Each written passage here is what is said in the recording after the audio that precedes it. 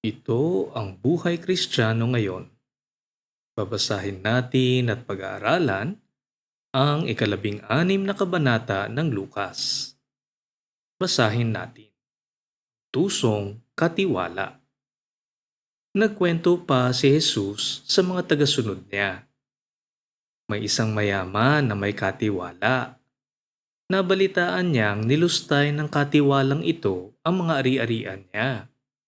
Kaya ipinatawag niya ang katiwalang ito at tinanong, "Ano ba itong naririnig ko tungkol sa iyo?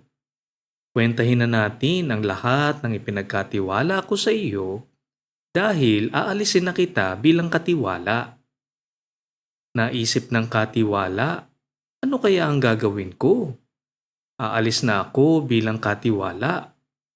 Hindi ko kakayanin ang mabibigat na trabaho tulad ng paghuhukay at nahihiya naman akong mamalimos. Alam ko na, gagawa ako ng paraan para tanggapin ako ng mga tao sa tahanan nila kapag inalis na ako sa trabaho ko. Sa talinghagang ito, dapat nating makita ang ating katauhan sa katiwalang lumustay sa ari-arian ng mayaman. Nagpapatukoy ito sa mga biyayang ibinigay ng Diyos Ama sa mga tao sa mundo. At dahil tayo ay makasalanan, hindi natin ginagamit ang mga biyayang kaloob ng Diyos Ama sa tamang paraan. Imbis na gamitin natin ito ayon sa kanyang kalooban at para sa kanyang kaluwalhatian, ginamit natin ito sa pansariling kapakanan, pansariling kasiyahan, pansariling kahalayan. Kaya naman ang ating mga ginawa ay mailalahad sa araw ng paghahatol. Sa ating nabasa, alam ng katiwala na siya ay nagkulang at dahil dito, mawawala rin ang kanyang kabuhayan. Ito rin ang mangyayari kapag lahat ng ating ginawa ay mailalahad sa darating na araw ng paghahatol. May uugday natin ang talinghagang ito sa naglayas na bunsong anak. Kapwa silang binigyan ng biyaya, ngunit pareho nilang nilustay ito. Pareho silang nag-isip kung ano ang kanilang maaaring gawin, pero sa naglayas na anak, nagpakumbaba siya at nagsisi at bumalik sa kanyang ama. Para sa katiwala, tingnan natin kung ano ang kanyang gagawin. Para sa ating mga nag-aaral ng salita ng Diyos, kailangan nating makita na ang mga talinghagang ito ay nagpapatukoy din sa ating paggamit sa mga biyayang ibinigay sa atin. Kapag sinabi nating biyaya, tinutukoy din natin ang ating buhay, ang ating kakayahan, panahon, kayamanan at kaalaman. Ang lahat ng ito ay pawang mga biyaya sa atin. Sa ating nabasa, pagtutuunan natin ng pansin ang kayamanang ipinagkatiwala sa atin. Sa ating buhay Kristiyano ngayon, ano nga ba ang ginagawa natin sa kayamanang ipinagkatiwala sa atin? Ginagamit ba natin ito sa pagmamahal sa kapwa? O di kaya ay para sa kaluwalhatian ng Diyos Ama? Kapatid, napakaraming nangangailangan dito sa mundo. Marami ang nagugutom. Marami ang walang damit. Marami ang walang tirahan. Mga may sakit. Mga may kapansanan. Mga batang hindi nakakapag-aral. Mga matatanda na hindi na kayang maghanap buhay. Ginagamit ba natin ang ating yaman para maipamahagi ang magandang balita? Nang sa ganon ay makilala ng tao si Jesus na tagapagligtas? Kapatid, ito ay ilan lamang sa mga maaari nating paglaanan ng ating kayamanan upang ito ay magbunga at magbigay kalwalhatian sa Diyos Ama. Malamang ay marami ang magsasabi na kung tutuusin nga, kulang pa ang kanilang kabuhayan para sa kanilang sariling pangangailangan. Paano pa kaya ang sa iba? Siguro ay tandaan na lang natin ang turo ni Jesus ukol sa mahirap na byuda na nakapagbigay ng 2 kusing bilang abuloy na siya namang lahat ng kanyang kabuhayan. Ang ating kayamanan dito sa mundo ay mawawala, mauubos, mabubulok. Ang aral para sa atin ay huwag nating panghawakan nito dahil iiwan din naman natin ito sa ating pagpanaw. Gamitin natin ito para magbunga. Gamitin natin ito ayon sa kalooban ng Diyos. Isantabi natin ang sariling kapakanan at kung maaari, ay tulungan ang mga higit na nangangailangan. Ito ay totoo namang magbubunga ng totoong kayamanan sa langit, kung saan ito ay di mawawala, hindi mauubos, at hindi mabubulok. Basahin natin. Isa-isa niyang pinatawag ang mga may utang sa amo niya. Tinanong niya ang una, "Magkano ang utang mo sa amo ko?" Sumagot ito, 100 banga ng langis ng olibo. Heto ang kasulatan ng pagkakautang mo. Maupo ka at isulat mong 50 na lang ang utang mo, sabi ng katiwala. At tinanong naman niya ang isa pa, "At ikaw, magkano ang utang mo?" Sumagot ito, 100 sako ng trigo. Heto ang kasulatan ng pagkakautang mo. Isulat mong 80 na lang ang utang mo, sabi ng katiwala.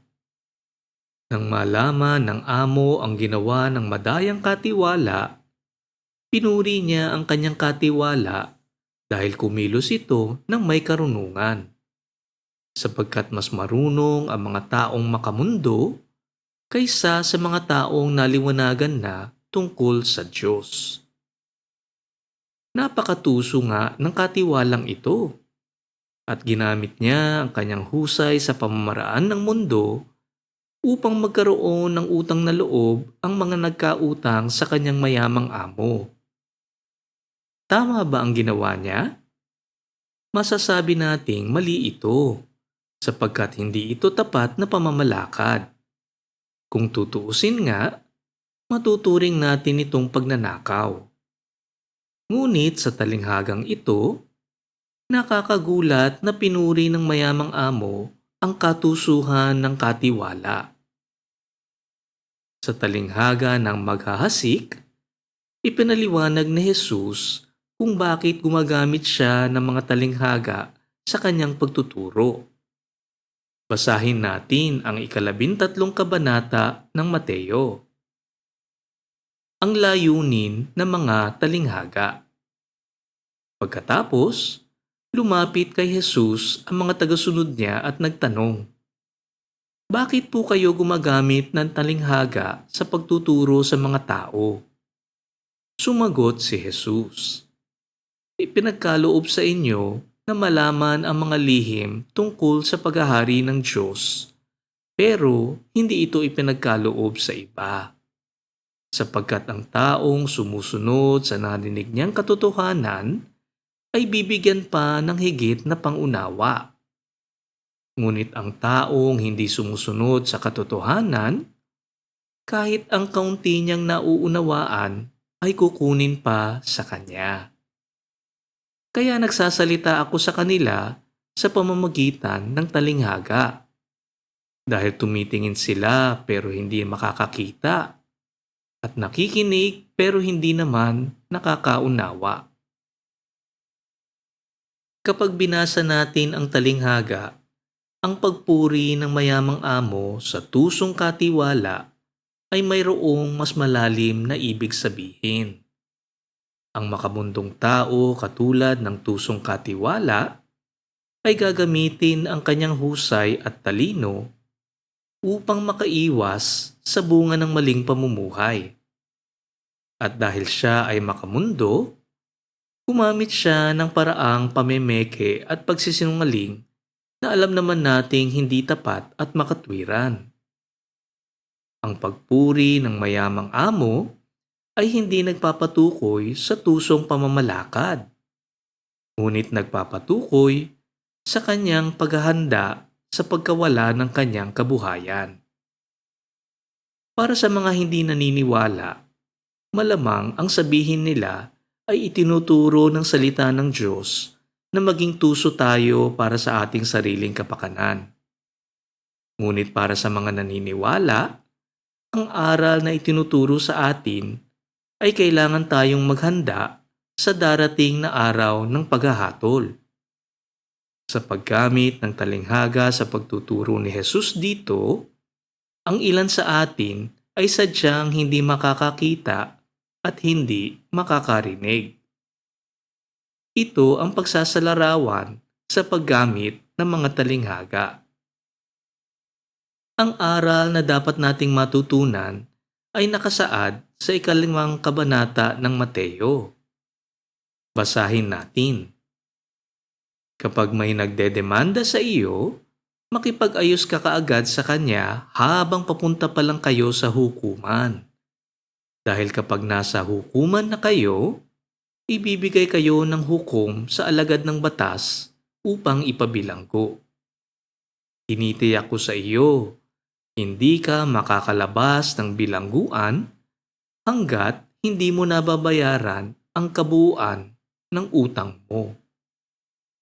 Sa ating buhay Kristiyano ngayon, dapat nating tularan ang tusong katiwala na naghanda sa kanyang pagkatanggal sa katungkulan. Alam naman kasi natin na tayong mga makasalanan ay sigurado namang mararanasan ang araw ng paghahatol. Kailangan nating makipag-ayos bago pa umabot sa hukom at baka tayo ipabilanggo hanggat mabayaran natin ang lahat ng ating utang. Para sa ating mga nakarinig ng magandang balita, ito naman ang dapat magtulak sa atin na lumapit na kay Jesus na tagapagligtas. Ang ating pananampalataya sa Kanya ang bukod tanging paraan para makaiwas sa kaparusahang nakalaan sa atin, upang makamit ang kaligtasan para sa mga makasalanan at magkaroon ng buhay na walang hanggan. Basahin natin. Kaya sinasabi ko sa inyo, gamitin ninyo sa pakikipagkaibigan ang kayamanan ninyo sa mundong ito para kapag naubos man ito, ay may tatanggap naman sa inyo sa tahanang walang hanggan. Ang taong mapagkakatiwalaan sa maliliit na bagay ay mapagkakatiwalaan din sa malalaking bagay. At ang taong madaya sa maliliit na bagay ay magiging madaya rin sa malalaking bagay. Kaya kung hindi kayo mapagkakatiwalaan sa mga kayamanan ng mundong ito, sino ang magtitiwala sa inyo ng tunay na kayamanan? At kung hindi kayo mapapagkatiwalaan sa kayamanan ng iba, sino ang magbibigay sa inyo ng kayamanan na talagang para sa inyo? Walang aliping makapaglilingkod ng sabay sa dalawang amo, sapagkat tatanggihan niya ang isa at susundin naman ang isa. Magiging tapat siya sa isa at tatalikuran ang isa. Ganoon din naman, hindi kayo makapaglilingkod ng sabay sa Diyos at sa kayamanan. Hinihikayat tayo ni Jesus na gamitin ang kayamanang biyaya sa atin ayon sa kanyang kalooban, imbis na ito ay malustay. Patunayan natin na tayo ay mapagkakatiwalaan sa mga biyayang ipinagkakaloob ng Diyos Ama. Magbigay tayo sa mga tunay na nangangailangan, sa mga taong walang kakayahan magbayad, sa mga nasalanta, sa mga taong naghihikahos, ngunit nabubuhay naman ng matuwid. Sa ganitong paraan, ito ay magbubunga ng totoong kayamanan sa langit. Ang turing ni Jesus sa kayamanan sa lupa ay isang maliit na bagay lamang. Para sa karamihan sa ating nabubuhay sa mundo, ang kayamanan ang siyang nagahari sa ating buhay. Sa bawat oras ng ating buhay, nakagugol ito sa paghahanap ng kayamanan. Ginagamit kasi natin ito na matustusan, mabili, maranasan ang mga pansariling bagay na nagbibigay sa atin ng saya, sarap, at mataas na pagtingin ng tao. Nakakabili rin ito ng kapangyarihan para masunod ang ating mga kagustuhan. Ang kayamanan ang nagluluklok ng tao sa taas ng lipunan, kung saan sila ang nagahari, sinusunod, at pinaparangalan. Totoo namang ang kayamanan ang nagpapaikot sa mundong ginagalawan natin ngayon. Sa mata ng Diyos, ang kayamanan ay isang maliit na bagay lamang. Gaano ba katagal ang buhay ng tao? At gaano katagal ang kayamanang kanilang taglay? Marami tayong nakikita at nalalaman sa kayamanang kay tagal inipon at pinaghirapan. Ngunit iniiwan lamang sa mga kaanak sa oras ng kanilang kamatayan. Minsan naman, sa paglipas ng ilang henerasyon lamang, ay nauubos at nawawala na rin itong lahat. Ano nga ba ang tunay na kayamanan na ipinagkakatiwala sa atin? Kundi ang magandang balita sa katauhan ni Jesus na tagapagligtas. Mayroon pa bang hihigit pa sa kayamanang ito na nagbibigay ng kapatawaran sa ating mga kasalanan at nagbibigay ng buhay na walang hanggan? Ito ang kayamanang tinutukoy sa kayamanang nakabaon sa isang bukid at sa isang malaking perlas na kakaiba.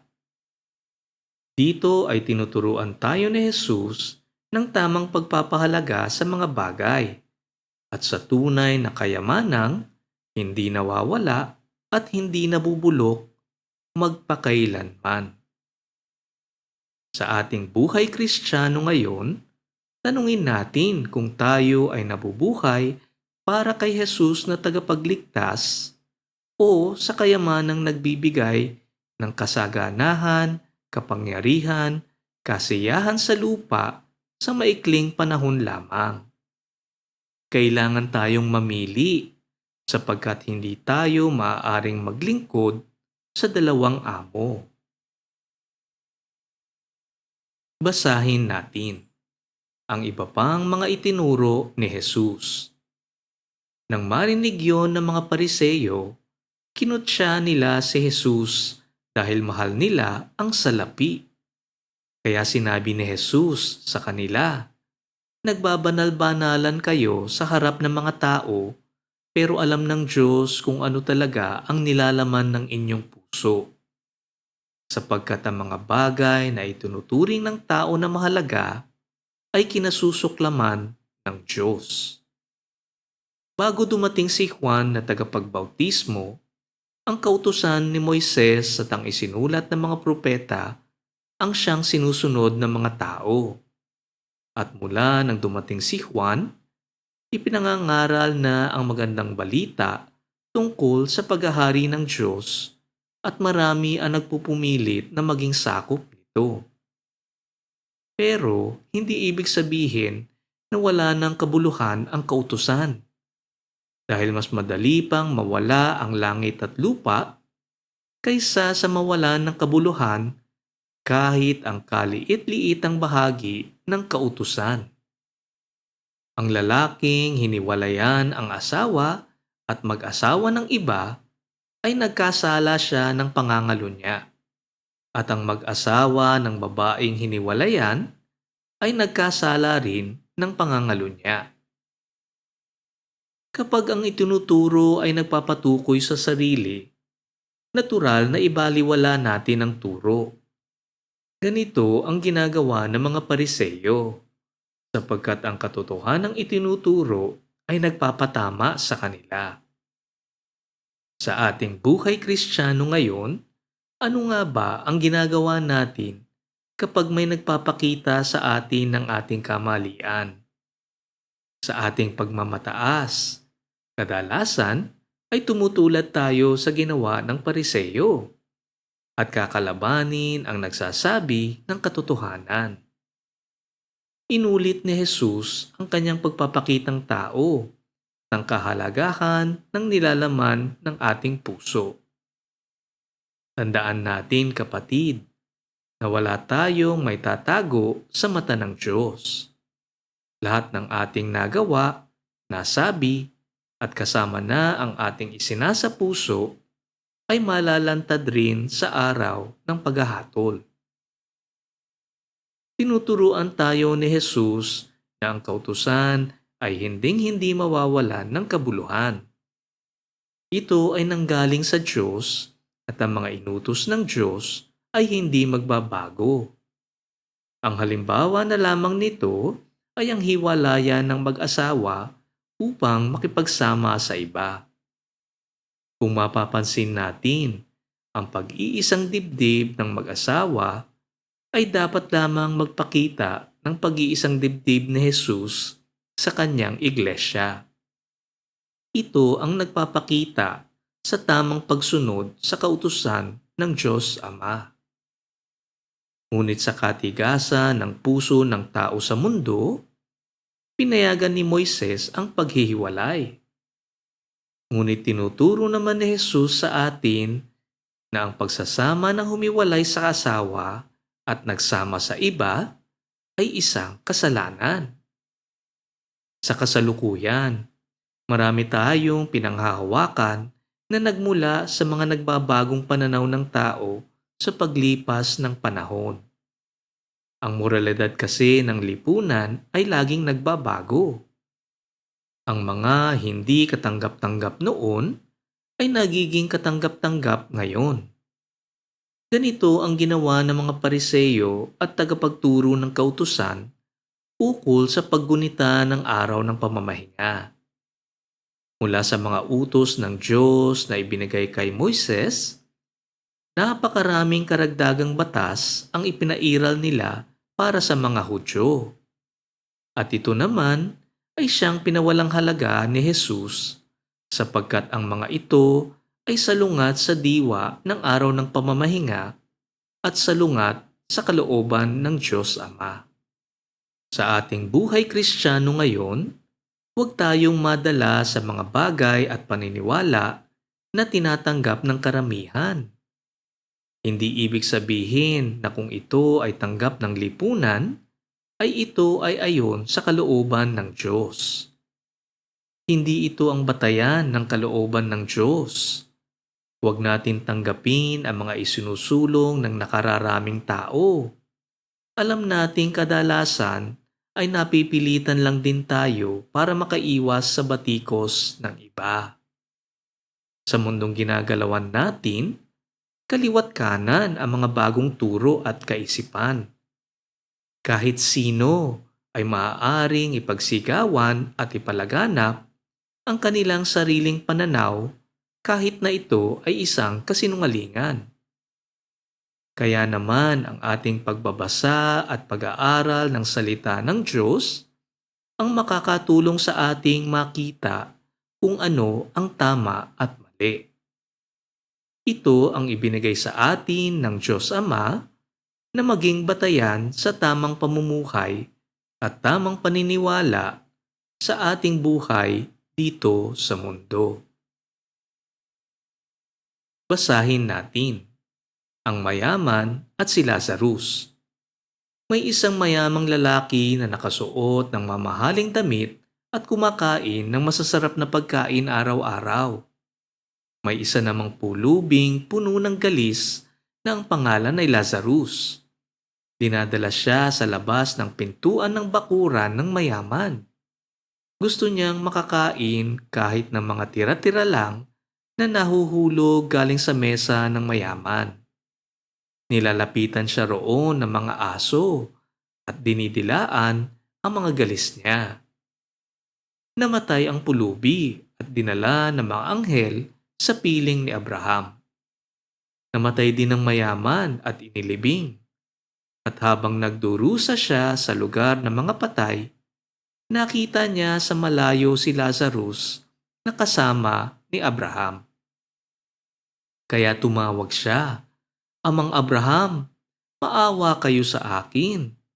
Utusan niyo po si Lazarus na isawsaw ang daliri niya sa tubig at ipatak sa dila ko para lumamig-lamig ang pakiramdam ko. Dahil hirap na hirap ako dito sa apoy." Ang talinghaga ng mayaman at si Lazarus ay nagtuturo sa atin sa dalawang maaari nating mapuntahan sa ating pagpanaw. Sa darating na araw ng paghahatol, mapupunta ba tayo sa lugar ng pagdurusa o di kaya ay sa lugar ng kapahingahan kasama si Abraham? Nagpapakita ito sa kahalagahan ng ating pamumuhay sa mundong ito.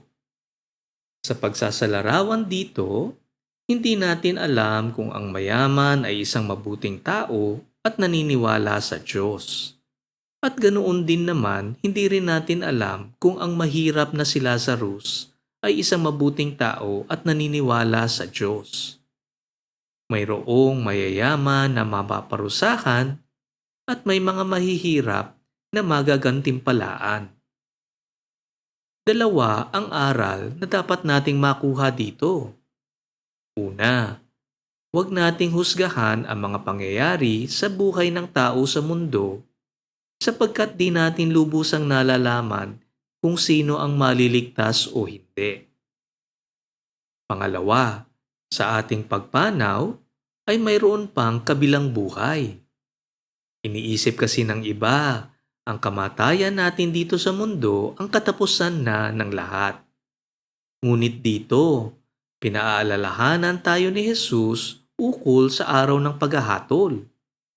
Alam kong wala sa atin ang gustong mapunta kung nasaan ang mayamang lalaki. Kaya naman, tayong mga makasalanan ay inaalok ng biyayang kaligtasan sa kaparusahang darating. Nabanggit na natin sa ating pag-aaral na hindi natin lubos-lubusang naiisip kung ano ang maaari nating puntahan bilang parusa. At dito, ang mayaman ay napaparusahan at nagdurusa sa apoy na hindi namamatay. Madaling isantabi ang ganitong mga salita, ngunit para maintindihan natin ito ng husto, isipin lang natin nang minsan tayong napaso sa apoy habang nagluluto. Hindi ba't agad-agad tayong nasasaktan at dali-dali nating tinatanggal ang kamay sa apoy? At ang paso sa ating kamay ay tumatagal ng ilang araw bago tuluyang gumaling. Ngayon, isipin lang natin kung nagtagal ang ating kamay sa apoy ng 1 oras. Gaano kaya kasakit ang ating pagkapaso kung nangyari nga iyon? Paano naman kaya kung tumagal ito ng 1 araw?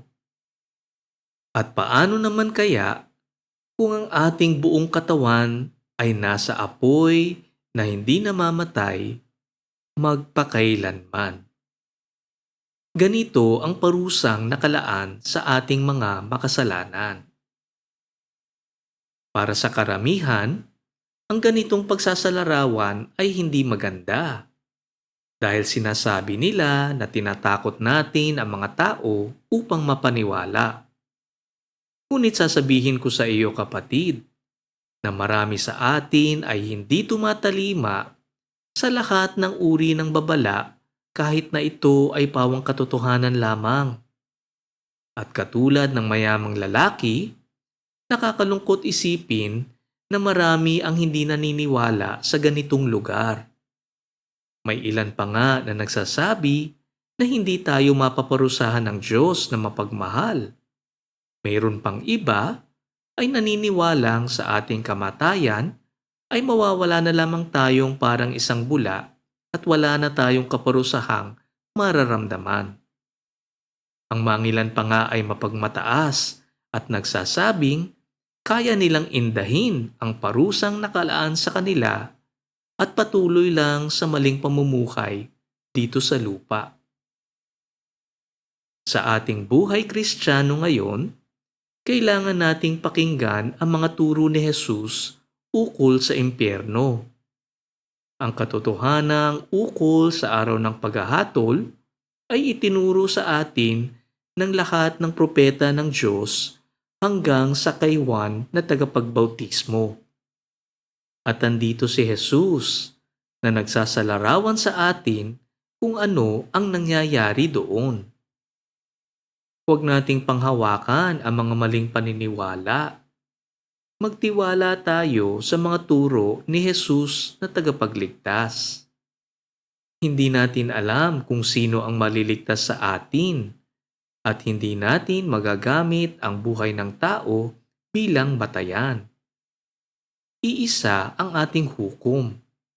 Iisa ang ating tagapagligtas. Iisa lamang ang dapat nating paniwalaan. Basahin natin. Pero sumagot si Abraham, "Anak, alalahanin mong noong nabubuhay ka pa sa lupa ay mabuti ang kalagayan mo. Pero si Lazarus ay hirap na hirap. Ngayon naman ay inaaliw siya rito at ikaw naman ang nahihirapan.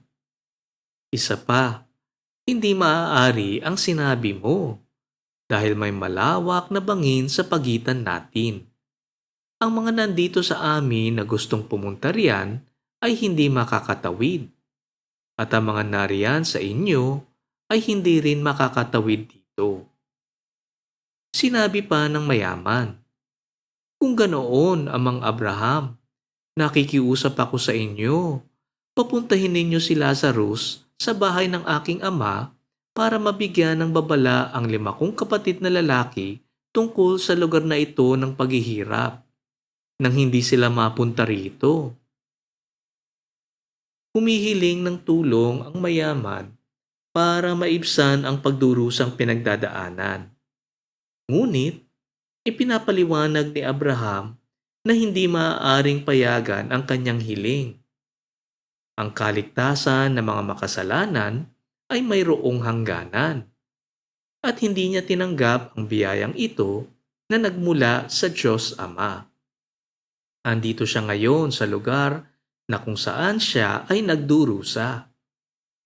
Sa sagot ni Abraham sa kanya, tinuturuan tayong nabubuhay pa sa lupa na gamitin natin ang ating mga biyayang natatanggap ayon sa kalooban ng Diyos. Ang mayaman ay nagkaroon ng pagkakataong tumulong sa abang si Lazarus. Ngunit sa kabila ng kanyang yaman, hindi niya ito ginawa. Ang bangin sa pagitan ng mayaman at ni Lazarus ay nagpapatukoy sa katapusan ng panahon ng pagliligtas ng Panginoon. Sa talinghaga ng 10 birhen, ito ang pagsara ng pinto. Sa talinghaga ng handaan, ito ang pagtanggi ng mga unang inimbitahan. Sa talinghaga ng puno ng igos, ito ang panahon na naghanap si Jesus ng bunga, ngunit walang nakita. Kapatid, ang panahon ng paglapit kay Jesus na tagapagligtas ay ngayon na. Hindi natin alam ang panahon ng ating kamatayan. Hindi rin natin alam ang panahon ng pagbabalik ni Jesus sa lupa. Huwag tayong tumulad sa hangal na mayaman na nagpaplano ng mas malalaking bodega para sa karagdagang kayamanan, ngunit kukunin na pala ang buhay niya ng gabing yun. Paano nga ba natin ginugugol ang panahon natin sa lupa? Ang pamumuhay ba natin ay nakatutok sa paghahabol ng kayamanan?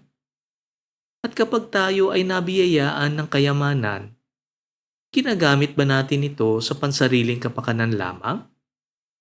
Ito ba ay para masunod lamang ang ating mga layaw sa pagbili ng mga kagamitan para sa mga bagay na pandalian lamang, nauubos at nawawala at walang tunay na halaga sa mata ng Diyos Ama.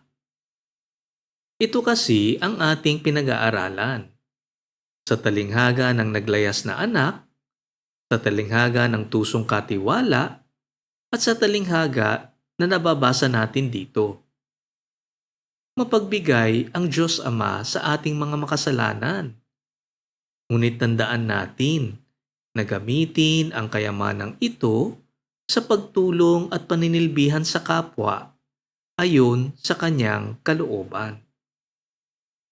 Sa ating buhay Kristiyano ngayon, kailangan nating makita ang ating pangangailangan sa kaligtasang iniaalay sa atin sa pamamagitan ni Jesus na tagapagligtas. Napakaikli ng buhay ng tao sa lupa at hindi natin alam ang araw ng ating kamatayan at ang araw ng pagbabalik ni Jesus. Gayahin natin ang mga matutuwid na utusan na handa sa pagbalik ng kanyang amo sa lahat ng oras. Basahin natin. Sumagot si Abraham. Nasa kanila ang mga isinulat ni Moises at ang mga propeta. Dapat nilang pakinggan ang mga iyon. Sumagot ang mayaman. Hindi po sila makikinig doon ang mga Abraham. Pero kung may patay na mabubuhay at pupunta sa kanila, magsisisi ang mga iyon. Pero sinabi ni Abraham, kung ayaw nilang makinig sa mga isinulat ni Moises at ng mga propeta, hindi rin sila maniniwala kahit may patay pa na muling nabuhay at mangaral sa kanila. Sa hiling ng mayaman na magpadala ng babala sa kanyang ama at mga kapatid, ipinapakita sa atin ni Jesus na ang mga propetang sugo ng Diyos Ama ay sapat na sa pagbibigay ng babala sa mga Hudyo. Ang mga salitang binitawan ni Abraham sa talinghaga ay nagpapatukoy sa mga bagay na hindi pa nangyayari ukol kay Jesus. Na sa kanyang pagkamatay at muling pagkabuhay ay hindi pa rin sapat na para sila ay maniwala. Ang katanungan para sa atin ngayon ay ganito rin. Sapat ba ang ating nalalaman paukol kay Jesus upang tayo ay maniwala sa Kanya? Para sa mga Hudyo sa panahon ni Jesus, nakita nila mismo, narinig nila mismo, naging saksi sila mismo sa lahat ng ginawa ni Jesus. Ngunit, di pa rin sila naniwala. Tandaan natin ang sinabi ni Jesus. Natutuo namang mapalad ang taong sumasampalataya kahit hindi nakakita at hindi nakarinig sa Kanya. Sa ating buhay Kristiyano ngayon, marami pa rin sa atin ay hindi nakakakita. Marami pa rin sa atin ay hindi nakakarinig. Marami pa rin sa atin, kasama na ang ating mga mahal sa buhay, ay hindi lubusang naiintindihan ang darating na araw na paghahatol. Marami sa atin ang hindi pa rin lubusang naiintindihan ang kaparusahan ng kasalanan. Marami pa rin sa atin ay pinanghahawakan ang maling paniniwala. Kapatid, kailangan nating makita ang ating totoong kalagayan, na tayong lahat ay makasalanang nakalaan sa ating kaparusahan. Isa lamang ang bukod-tanging paraan para sa ating kaligtasan. Ito ay ang pananampalataya kay Jesus na tagapagligtas. Manalangin tayo. Diyos Ama, buksan ninyo ang aming puso at isipan at tulungan nyo kaming maintindihan at isabuhay ang aming napag-aralan ngayon. Nananalangin kami sa ngalan ni Jesus. Amen. Dito nagtatapos ang ating pag-aaral sa 16 na kabanata ng Lukas. Ugaliin natin ang pagbabasa ng salita ng Diyos. Nandito ang mga salitang nagbibigay ng buhay na walang hanggan. Ito ang buhay Kristiyano ngayon.